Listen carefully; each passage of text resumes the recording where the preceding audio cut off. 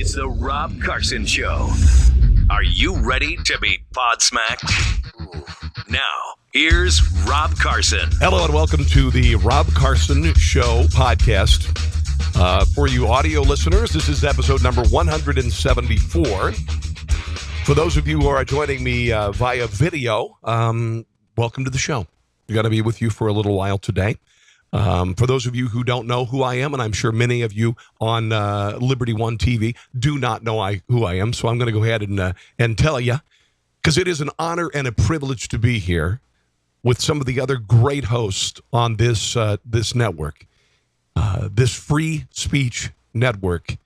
It's a glorious time to be in media because there is a freedom of expression that is available to us without the FCC stepping in. You're going to see a lot of personalities that you've never seen before. You're going to hear a lot of things that you've never heard before. I'm really, really proud to be a part of this. So, welcome to the show. As I said earlier, I'm Rob Carson. I am a talk show host. I do talk shows around the country from my glorious, groovy studio here. On major talk radio stations everywhere, including WLS in Chicago, WBAP in Dallas. This morning I was on in Richmond, Virginia, oddly enough. I also am an audio and video podcaster and a nationally syndicated comedy writer. My views are libertarian-leaning conservative. When I said that I am a syndicated comedy writer, I say that because I write comedy for people around the country, including none other than Rush Limbaugh. I started writing for Mr. Limbaugh when I was a kid right out of college around 1990 and have written literally hundreds of pieces of satire for Mr. Limbaugh. It's been an honor and a privilege to do that. And if you, by the way, have either one of his books, I've been featured in those books for some of my work. So before we get into the meat and potatoes of the day's events, and there's a lot of stuff to get to, particularly with regard to the NFL, I'm going to play a little comedy for you. How does that sound? All right. This is a parody I did for Rush a few years ago. I noticed that every day when you watch the news, we've got a new disease or disorder that Americans have. And if you add up all of the diseases, the disorders, the ADD, the depression, the whatever, we've all got at least 10 things, right? Well, what happens if you're just fine? Do you feel kind of left out? Here's a bit I did for Rush. Everybody I know is being treated for something. Do you feel left out? My best buddy is bipolar. My kids have ADHD. My wife has adult anxiety. Do you feel isolated? I talked to psychologists, psychotherapists, even a psychic, but nobody could figure it out. Looking for answers? They all told me there's absolutely nothing wrong with you.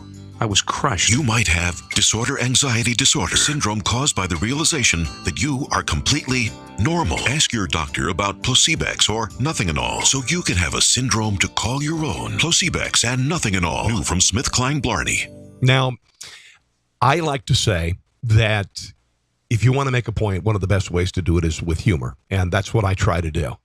And so I think during the show today, you're gonna notice that. I won't play you any more Rush stuff, but I will tell you can check out my podcast. I'm on iHeartRadio, iTunes, among other things as well. Just look up Rob Carson Show. Also available on Facebook at Rob Carson Show and on Twitter at Rob Carson. Boy, there's a whole lot of Carsons there, right? Okay. Let's talk a little bit about the NFL. I'm done. I'm done with this debate about sitting or standing during the national anthem. This all started with Colin Kaepernick last year. He didn't even want to be noticed, and I'm not a fan of his. Don't get me wrong here. I am not a fan of Colin Kaepernick. But it all started then. Then the spoiled, entitled ranks of the NFL decided to get in on this as well. Right now, we are a country divided for a number of reasons. Along race lines, mostly. It's a very strange time to live in America. Because there are those who would like to drag us back to 1968. There are those who would like to drag us back to 1861. And the country isn't upside down. Racism is not rampant in the country. There's always going to be racism. There's racism everywhere. There's racism in every country. Find a country that racism doesn't exist. You are looking for some sort of utopia that doesn't exist. It just doesn't exist. On college campuses, they are segregating students of color in the name of equality. It doesn't make any sense. There are schools that have safe spaces where white people are not allowed. They have dormitories where only students of color stay. That's segregation, folks. Segregation in the name of equality is just unbelievable. Unbelievable. We've got a generation of people who have never gone through anything. You can call them the snowflake generation. You can call them millennials, whatever you want to call them. But by and large, these kids right now, this includes NFL players, have never had a crisis. They never have had a war. There are those who went to Afghanistan or Iraq and volunteered, but by and large, this generation is the most coddled generation in the history of our country. Okay? They have used hand sanitizer. They have had bike helmets. They've never known what it's like to be without a smartphone. And they need to create some sort of crisis, I guess, to feel like they are worth something. They need to create some sort of something in their lives to make them feel like they're a victim to some degree. That's what's happening in the NFL. And it is a selfish movement, okay? With regard to Colin Kaepernick, with regard to whoever is sitting or kneeling or whatever during the national anthem, there's no finish line. There is no finish line. There will never be enough. I was on this morning in Richmond, Virginia. They have an avenue there called the Avenue of the Monuments, the Monument Avenue. And it's lined with Confederate memorials. They want to get rid of these memorials, and it's going to happen. There's nothing you can do about it. There's a snowball has been created. For decades, people have ridden by or walked by these monuments. It hasn't meant anything, but this is the latest cultural meme. They have to go. They have to go. With regard to our national anthem, you've got football players kneeling or sitting. They don't even know what the hell for. I wish they would ask. Originally, it was about, I guess, police violence against black men, shooting black people, all right? Based on a lie, of course, which started in Ferguson and has continued. And there are those who think they want to make the country out to be some sort of a monster, I guess. And so they take a knee or they kneel or they whatever. There's no finish line. There's never going to be a point where these people who are protesting, whether it be the national anthem or whether it be Confederate monuments, there's always going to be something there. There's always going to be something to bitch about. There's always going to be something that makes somebody unhappy. And I think it's a selfish movement. I really, really do. Martin Luther King, he was a noble man, and he suffered greatly. And his movement was real. You're talking about the Jim Crow South. You're talking about segregated drinking fountains and much more. That was a real struggle. The thing that bothers me the most, my son, I've got a son who's almost 18 years old. And I remember when this all kind of started to roll a couple of years ago, I was very concerned for him because he has never seen color. He doesn't give a crap about color. The school that he went to until he was about a sophomore in high school was, he was a minority. He was like 10% white at the school. He used to have his friends come over, and I called his group of friends the United Nations, because you got your black kids, you got your Indian kids, you got your Asian kids, they would make fun of race. They would make fun of race. Black kid would say to my son, "You can't dance and you can't jump." Ha ha ha. Asian kid says to the Indian kid, "Well, at least my dad doesn't work at a convenience store," and it was a joke. It's so beyond this generation. We don't have the Jim Crow South anymore. The Ku Klux Klan does exist, but it is a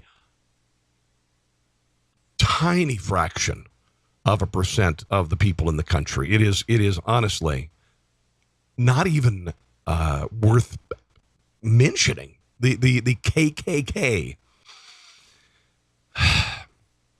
There is no rise of white supremacy. There is no rise of the KKK. Those who say it is, they brought that up during the campaign for the presidency, Donald Trump running for president, and the left Democrats needed to take things to a new level, needed to paint this threat to them as the worst thing you could possibly imagine, and that, of course, would be a white supremacist who's a racist. There's no evidence whatsoever of those things. And it continued to grow, and now that the election is over, now that some did not get their way,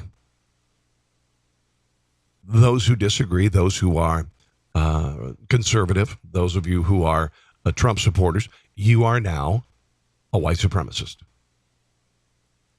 In the White House, there are Nazis. I want you to stop for just a second and think about that.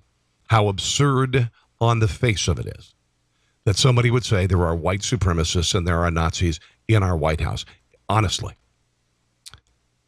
it is destructive. It is a lie. And I'm tired of hearing about it, to be quite honest. I would not have voted for Donald Trump had I thought he was a Nazi. It is so absurd on the face of it. But this sort of rhetoric is being used to go after political enemies. Charlottesville, yes, there were white supremacists there. And there was also the Antifa. Haven't heard much of the Antifa lately, have we? They were officially, I guess, considered a terrorist organization. We haven't heard much from them, which is good, because they are a terrorist organization. But we, particularly on the left, in fact, I'll say almost exclusively on the left, there is terminology that they use when one thing doesn't catch on or one name becomes essentially, people become tone deaf to it, like, for instance, racist, okay? Racist. When you use the word racist and there is no racism, you're crying wolf, and eventually it doesn't mean anything. I remember being on the radio in 1991 or so, and the word racism was being bandied about for those who disagreed politically with the left. You're a racist, you're a racist, you're a racist, then you're a sexist, then you're a homophobe. Now, none of those things are resonating. So they've moved into white privilege. We are privileged, I guess, if we're white. If I could tell you my background, you would not say I am from privilege. And then, of course, now, white supremacist. You are a white supremacist. That's not resonating anymore because it's absurd. So now it's Nazi.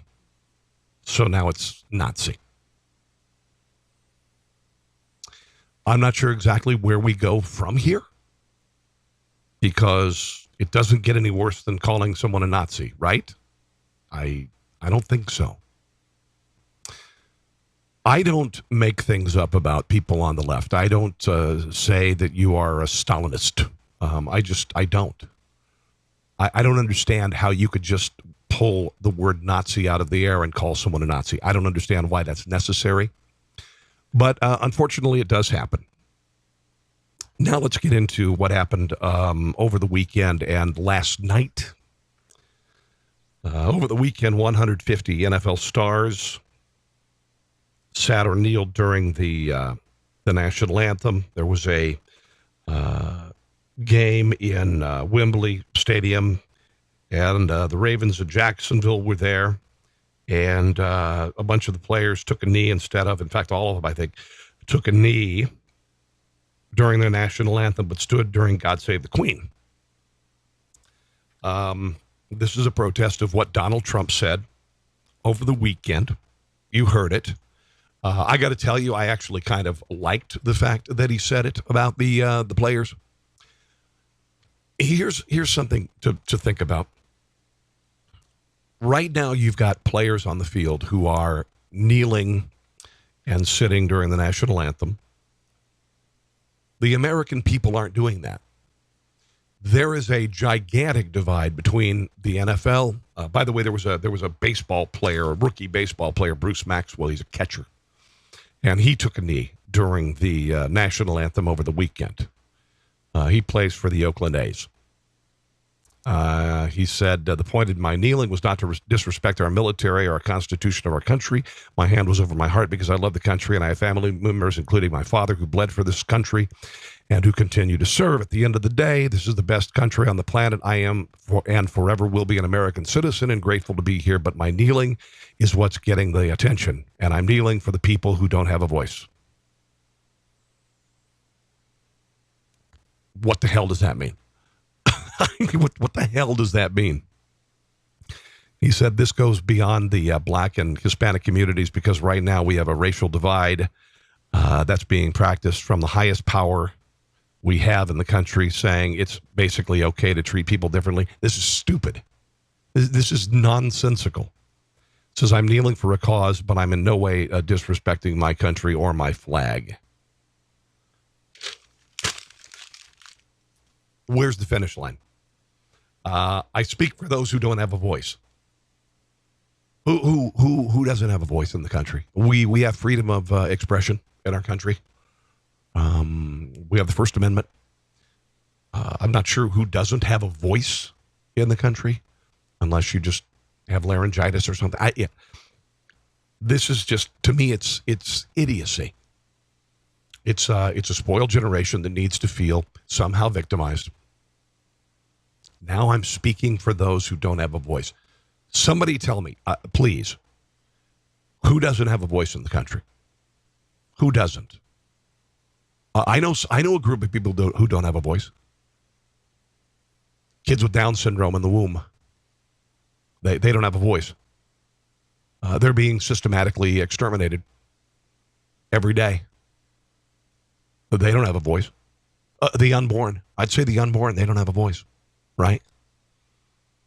Because we are able to abort them.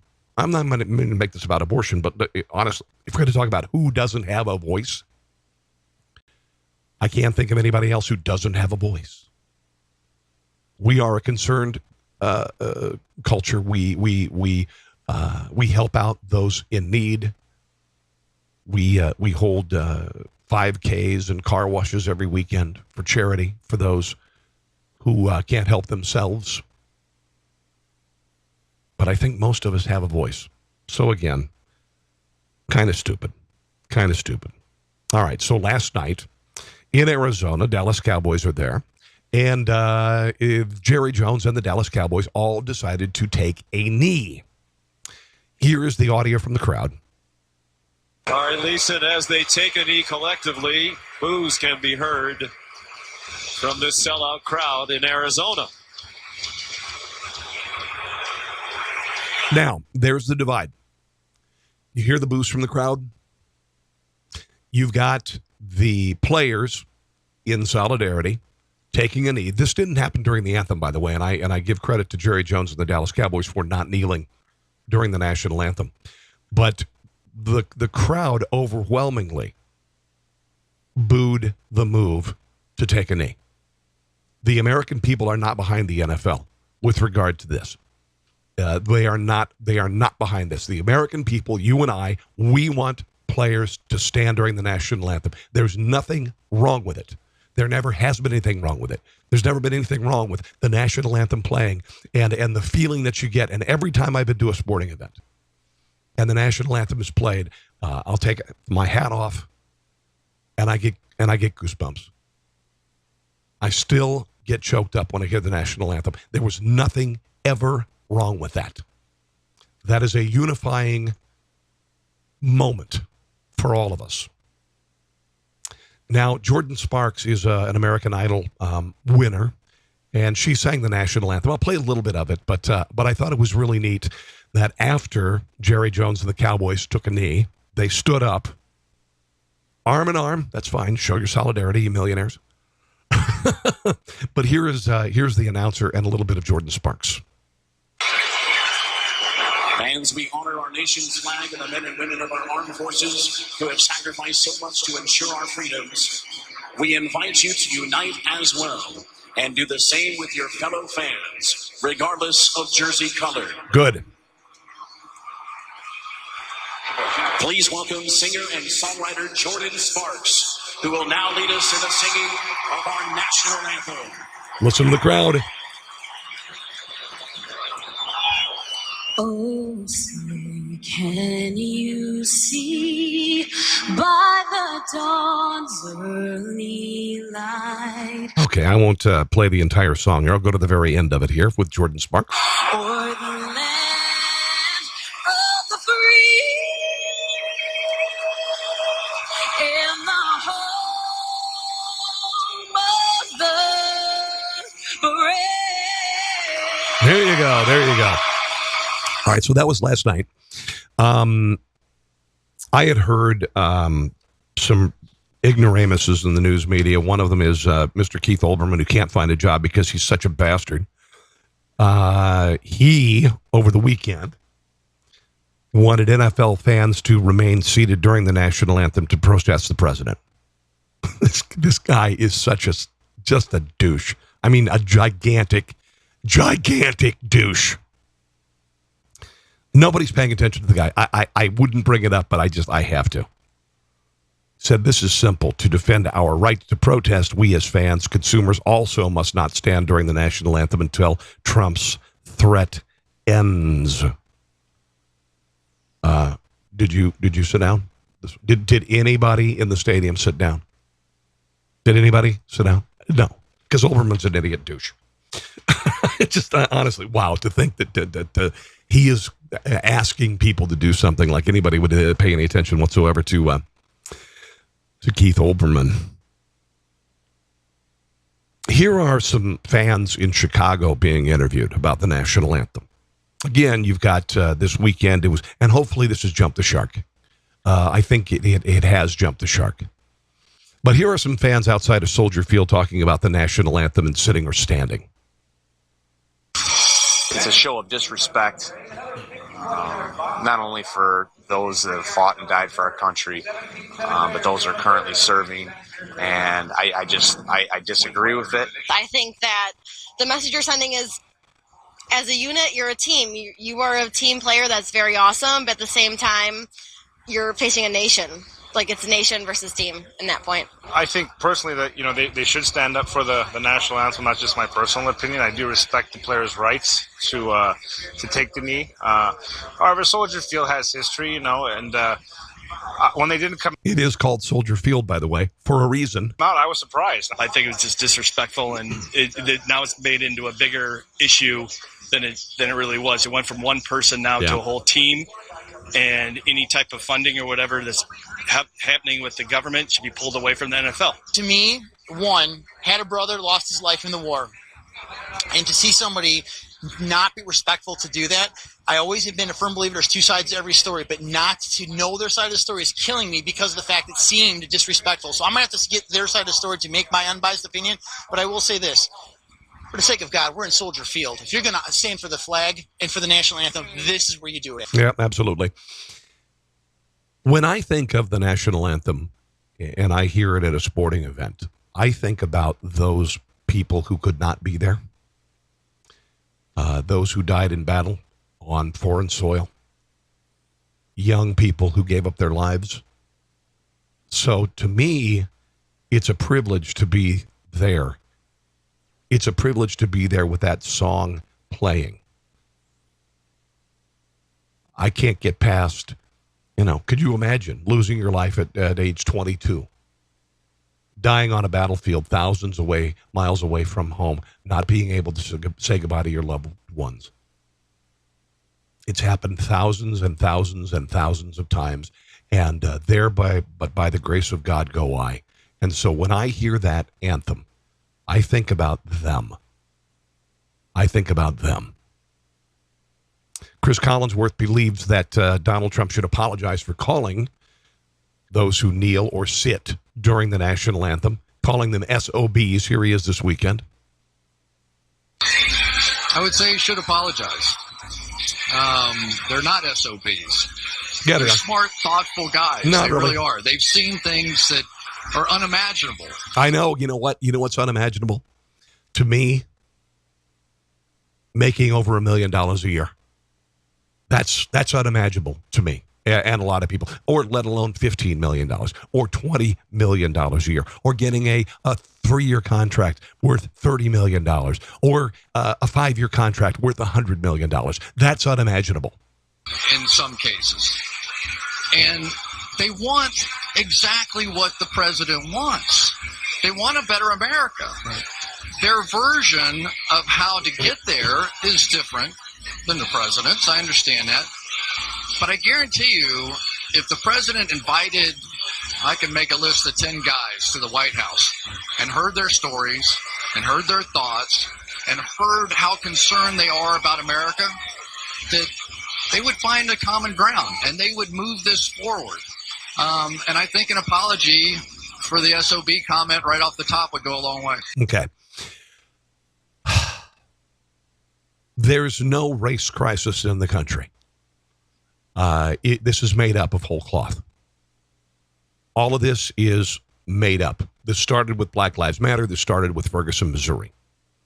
All of this is made up. It is not 1968 all over again. I don't give a rat's ass what an NFL player has gone through. He's making millions and millions of dollars, and he lives in the United States of America. He is a part of an elite group of people. And you know what? Once you get to that level, don't bitch about it. I think that Donald Trump said what America is thinking. Get off your butt, stand up, pay some respect. You know, it's like that kid you see in the sitting down or maybe in church misbehaving. You want to smack him upside the head. That's what the American people want to do to NFL players who sit during the national anthem. It's a made-up crisis. It's a giant load of crap. It just is. It just is. Now, one other thing that I want to mention, and I mentioned this in a podcast the other day. The NFL players do not have the right to sit or kneel during the national anthem. They do not have the right to do it. You're going, really? What? No, they don't. They have the ability to. The NFL players have the ability to sit or kneel. Do you know why that is? Because Roger Goodell says you can do it. By not saying anything, by allowing it to happen, he is saying you can kneel or you can sit. There are a million ways that NFL players cannot express their First Amendment rights. When you are an employee, you do not have freedom of speech at work. You don't. If you work at Best Buy, you have to wear that goofy blue shirt. If you don't wear the goofy blue shirt, if you show up one day with the Black Lives Matter t-shirt on, they will tell you to go change or you're fired. Same way if you're working at Walmart. You come in, you don't have your blue vest. You will be given a blue vest. If you decide you're not going to wear the blue vest, you will be fired. They call uniforms for a reason, because everybody is uniform. Not only does it make everyone uniform, it also ensures that we know who you are. You are an employee of whatever. The UPS guy wears brown shorts and a short sleeve shirt. That's just the worst. I mean, just the worst, honestly. Brown, tucked in. You got your brown shorts and you got your, just not brown shirt. Yeah, just not. But that's what this is all about. Roger Goodell could easily say, you stand during the national anthem. That is policy. That's it. So right now, NFL players do not have the right to sit or kneel. They have the ability to sit or kneel. I was reading this piece this morning about the NFL rule book. It specifically requires both teams appear on the field for the playing of the national anthem. This is according to the rule book. You have to stand or remain silent, holding their helmets in their left hands. Failure to do so could result in fines, suspensions, and the loss of draft picks. Doesn't get any better than that, does it? The rules are found on pages A62 and 63 of the league's game operations manual. It says the national anthem must be played prior to every NFL game, and all players must be on the sideline for the national anthem. During the national anthem, players on the field and bench area should stand at attention, face the flag, hold helmets in left hand, refrain from talking. The home team should ensure that the American flag is in good condition. It should be pointed out to players and coaches that we continue to be judged by the public in this area of respect for the flag in our country. Failure to be on the field at the start of the national anthem will result in discipline such as fines, suspensions, and or forfeiture of draft choices for violations of the above. That's it. Last year, the NFL barred the Dallas Cowboys from wearing a decal on their helmet, honoring the 5 police officers killed in a domestic terror attack. BLM, thank you. Also, the NFL banned the Tennessee Titans linebacker Avery Williamson from honoring 9/11 victims by wearing cleats that read 9/11/01 and never forget on the 15th anniversary of the attack. So there are a million ways that the National Football League and its players are not able to or not allowed to express their First Amendment rights. They have to do some things. This could all end by Roger Goodell just saying, you got to stand during the anthem. It's kind of like a parent who refuses to discipline their child. You know, it doesn't kind of remind you, it's like, if my son didn't stand during the national anthem, I'd smack him upside the head. And I'd say, you stand up, you take your hat off. That's what Roger Goodell needs to do with these spoiled children in the NFL. Democrat Representative Donna Edwards of Maryland tweeted that she hopes NFL players kneel during the national anthem. She says she calls Trump a white supremacist who squats in our White House. That's what she says. She asked everybody, all the players, to kneel during the national anthem. And you ever notice this? You ever notice that the people who want people to sit or kneel during the national anthem, they all have a D in front of their name? They do. Alejandro Villanueva. You know who that is? This guy who's a Pittsburgh Steeler over the weekend. He walked out of the tunnel, kind of like Mean Joe Green in the Coke commercial. During the national anthem, he walked out and he stood there and he put his hand on his heart while the Pittsburgh Steelers stayed in the locker room, which, by the way, again, not allowed by the NFL, but they're able to get away with it, I guess. He was a Army Ranger, by the way, served 3 tours in Afghanistan, was awarded the Bronze Star for valor. Pretty amazing guy. He was signed with the Philadelphia Eagles in 2014, became a Steeler not soon thereafter. He has since backtracked on this and said, and I don't know where this came from, he has said that it was a mistake, that he didn't know what was going on. That's a load of crap. He came out purposefully because he respects the flag. He's a patriot. I think he's getting heat from his brothers in the NFL.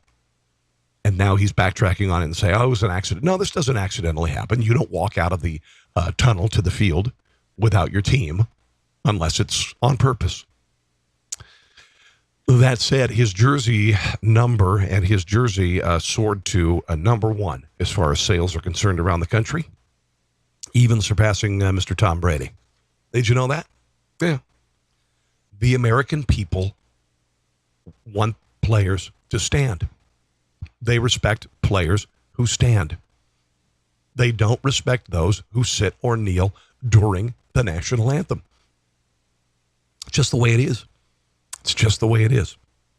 So, if you decide you want to kneel, you do so at your own peril. This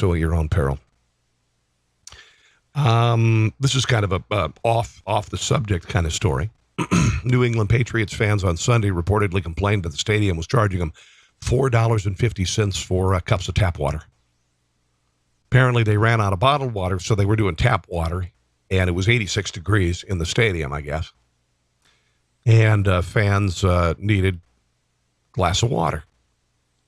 So the concession stand's not equipped with complimentary water cups, so the workers filled soda cups, and they charged $4.50. Team spokesman Stacey James says, "We apologize. This should not have happened." Is this a big surprise? But there was one guy. One guy said that he spent $45 on water, on tap water at the stadium. You know, if you get a cup and you just go into the bathroom, there's a sink there. You just go in and you I don't know if maybe he doesn't know, but you just turn. Usually the one on the right is the cold water, and the other one is the left one is the hot water. And if you just turn it counterclockwise, water comes out of this thing. It's sink. It's called a tap, and you could fill your glass with water and then drink the water. But some moron decided to go back to the concession stand 10 times and pay $4.50 for tap water. Unbelievable. Oh, by the way, I had mentioned Jordan Sparks. She had a reference to the book of Proverbs written on her hand.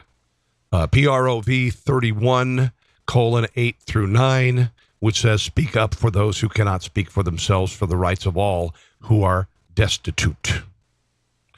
Again, this is the latest incarnation of this this protest. It is about speaking up for those who cannot speak for themselves. Okay, that's great. I mean, listen. I admire her for putting a reference to the Bible there. But who are you speaking for? Who doesn't have a voice? I want to know. Like I said, the only people I know that really don't have a voice are the unborn. Okay, all right. I'm going to go ahead and tell you. This line's going to be out there, and everybody had it this weekend. Anthony Weeder gets hard time. There, I said it. Anthony Weiner got a stiff dose of reality. This is according to the New York Post. God bless the New York Post. It is Gotham's newspaper. Got a stiff dose of reality as he judge slapped him with a nearly 2-year sentence for sexting a 15-year-old girl. The man is just a creep. I mean, obviously. He faced up to 10 years in prison. He hung his head in shame, covered his face, and cried silently into his hands. This man is so ill. He threw away his life. He threw away his child and his wife. He is a sick man. He lost a mayoral race. He continued to do this. He had the opportunity to get out of this. Sydney Leathers was the original woman he sexted. And then even though he, like I said, nearly ended his political career because of that, and then went ahead and knowingly sexted a 15-year-old. He knew the girl was 15. I won't bother to read some of the things that he said to her. But the man is a sick person, and I would venture to say he still isn't fixed.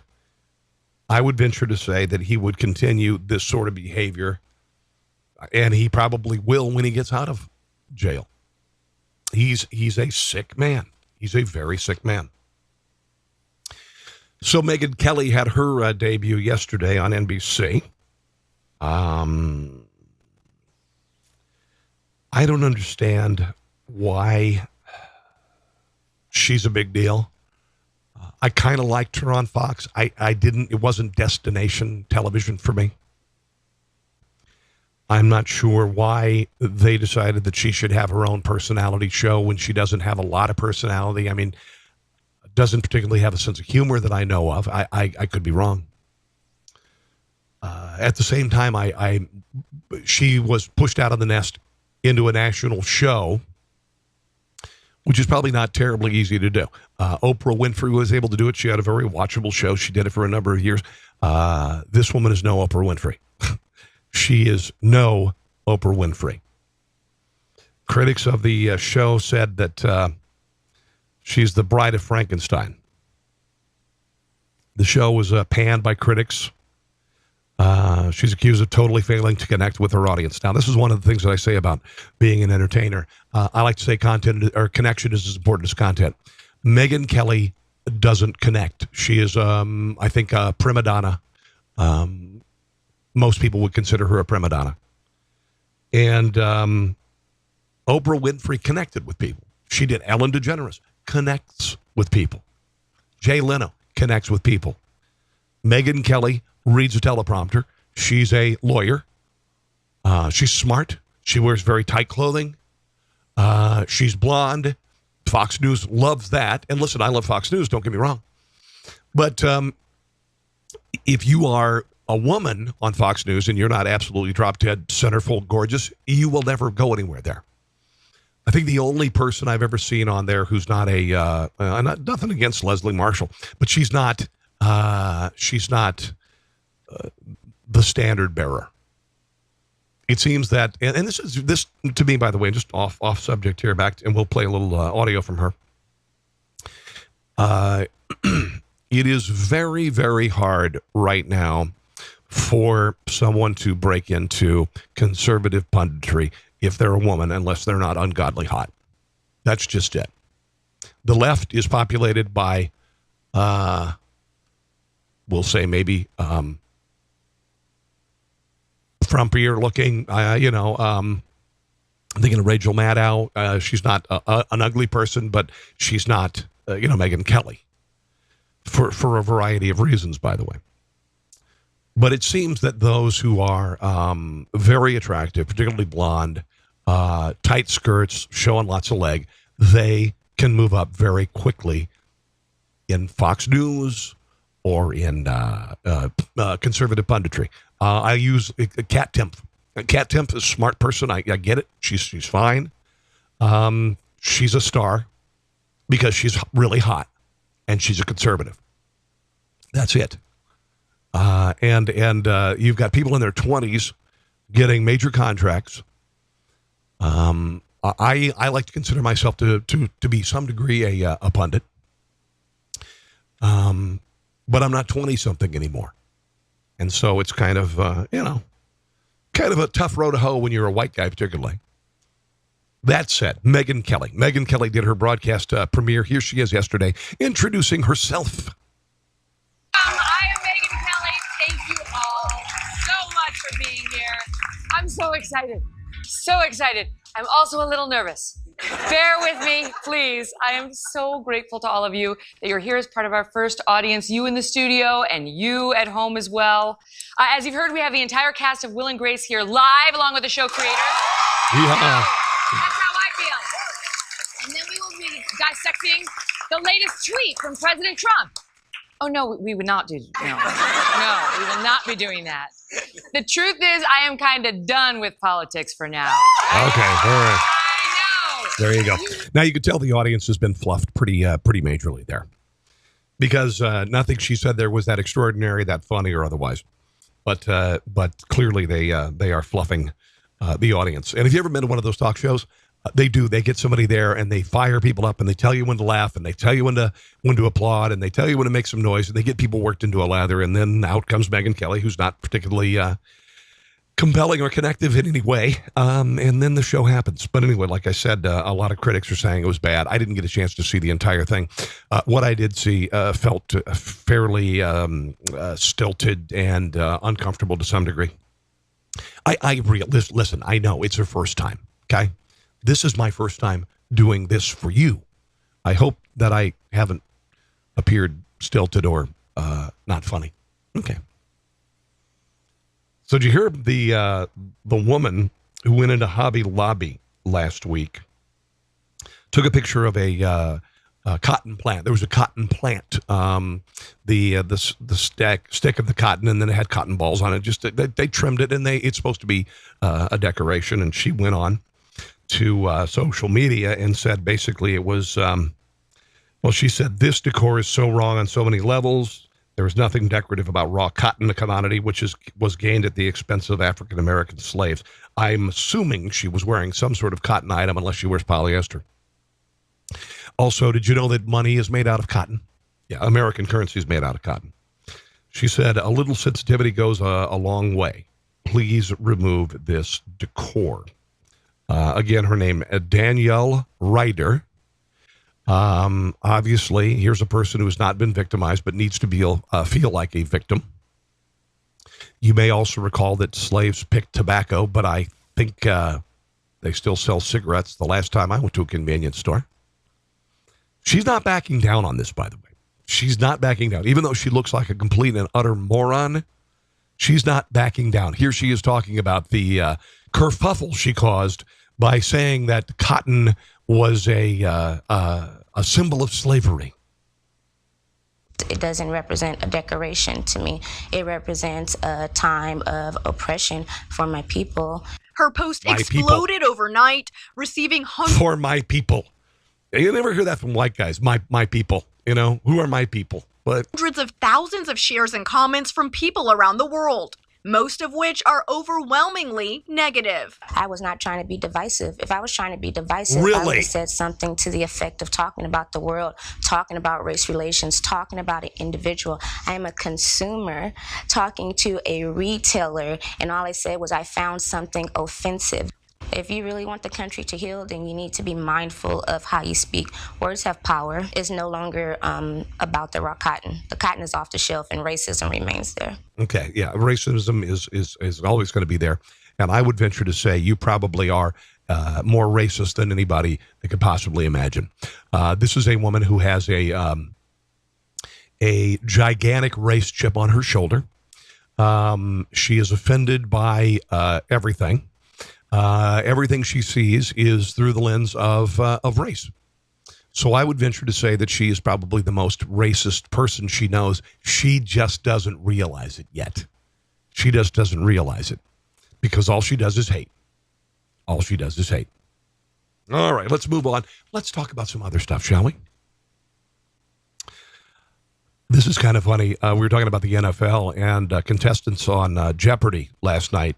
You know, they're geeks, right? Contestants on Jeopardy. I watch Jeopardy. I enjoy the show. There are some categories that I can completely kick butt at, and then there are some that there's no way. I'd look like a complete and utter moron. But apparently these smart nerds on Jeopardy don't know anything about football. Here they are being asked questions about the NFL. NFL teams 2. Defensive tackle Mean Joe Green. Played for the Pittsburgh Steelers. Yvonne. NFL team 6. Running back Marcus Allen. Anupama. Kansas City Chiefs. What is Colorado Rockies? No. The Colorado Rockies. That is spectacular. That's a baseball team. Sorry. Dennis or Yvonne? Who are the Los Angeles Raiders? Yes. So there you go. Not terribly smart with regard to popular culture, but I'm sure if they were classic literature or physics, it would have been would have had a big win. Anyway. Oh, by the way, you know Halloween is coming up. Have you been to the store lately? All the candy's out. All of the decorations are out. I'm usually one of those guys who I have 2 bowls of candy that I keep in my home. One of them is the big bowl with the big full-size candy bars.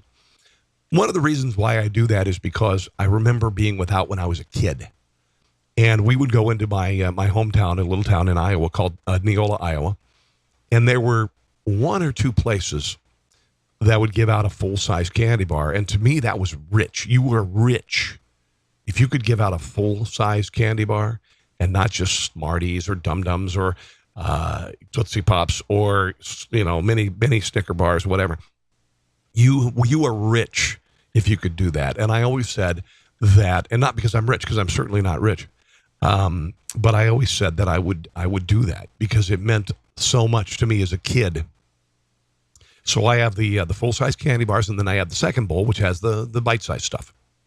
And the Dum Dums and the Smarties and the things like that. And the Smarties are okay, but the kids who are really polite and they have great costumes and they say please and thank you, they get the big candy bar. And those who don't, you get to get the dots and the Milk Duds. Nothing against those things. Nothing against them. That's just the way it is at my house. So here's what's going on. $9 billion is what America's going to spend on Halloween this year. Number 1 costume. Think about this. How long has Batman been around? Batman has been around forever. It is cross-generational. Number 1 costume. Number 1 costume. Right behind it is a princess of some sort. Or you could be Batman identifying as a princess. There could be that too. Some sort of an animal costume would be the third. Spider-Man would be the fourth most popular. Star Wars characters after that, and then other action hero characters are on the list. This according to the National Retail Federation. Bloomberg Business Week. That's what they're saying. $9 billion. Pet costumes. 16% of people are planning on putting their pets in costumes. 16% of people in the country are gonna do pet costumes. Could you believe that? I mean, wow, really? Okay. So I don't decorate the dogs. We've got 3 dogs, and I don't decorate the dogs. I don't put them in a costume. Maybe when I'm an empty nester and I just want to get candy, I'll take the dog out, and go up the street. Anyway, here are the most popular costumes, according to the National Retail Foundation, for your pet. Does anybody dress up their goldfish or their turtle? Is it all just dogs? Cats aren't crazy about the costumes. I'm assuming this is mostly just dogs.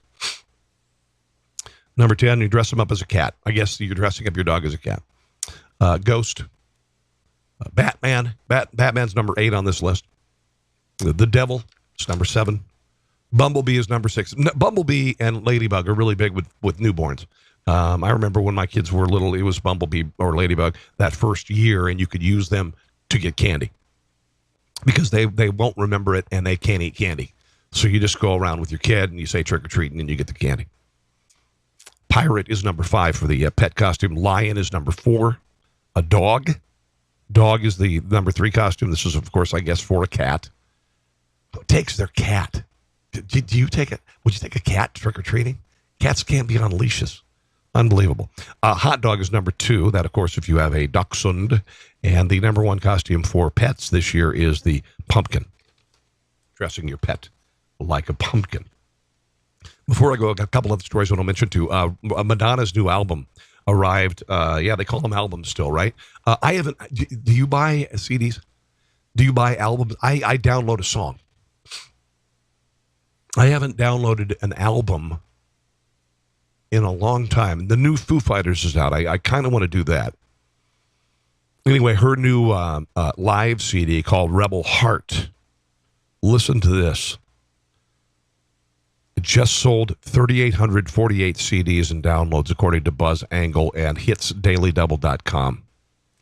It has no streaming, that was reported. But think about that. This is a woman who, first of all, insufferable, absolutely wretched, awful person. Can't stand her. It's taken a very long time for us to arrive where Madonna is no longer relevant, and she is thrashing because she is now irrelevant. She's trying all sorts of stuff as an almost 60-year-old woman, flashing her crotch and her breasts, and it's actually kind of embarrassing. 3,848 CDs and downloads, according to Buzz Angle. All right.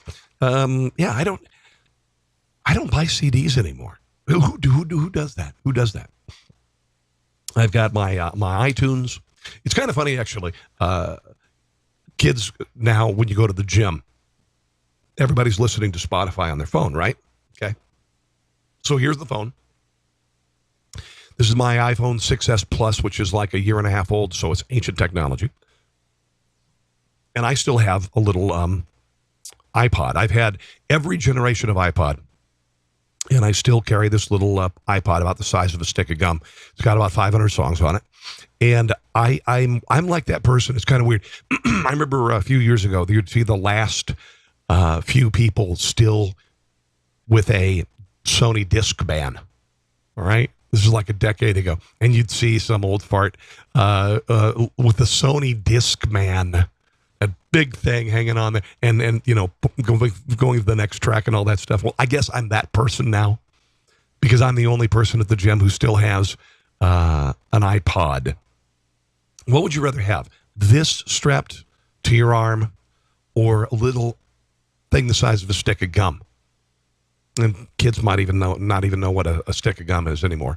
Anyway, I want to thank you guys very much for joining me today. Once again, I want to thank this network for having me on Liberty One TV. I am very privileged that I was selected for this. And I promise you that every day of the week, you are going to get an entertaining video podcast with lots of information. Hopefully you'll think. Hopefully you will laugh as well. In the meantime, if you'd like to check me out on Facebook, it is Rob Carson Show. On Twitter, it is Rob Carson. If you'd like to download my audio podcast every single day, it is available on iTunes, iHeartRadio, Audio Boom, TuneIn, Google Play, Google Plus. What else? YouTube. I'm on YouTube as well. In the meantime, God bless you, and we'll see you again real soon. Thanks for listening to The Rob Carson Show. Friend him on Facebook at Carson Show, on Twitter at Rob Carson, and on Instagram, I think Facebook and Twitter are enough for now. We'll see you soon.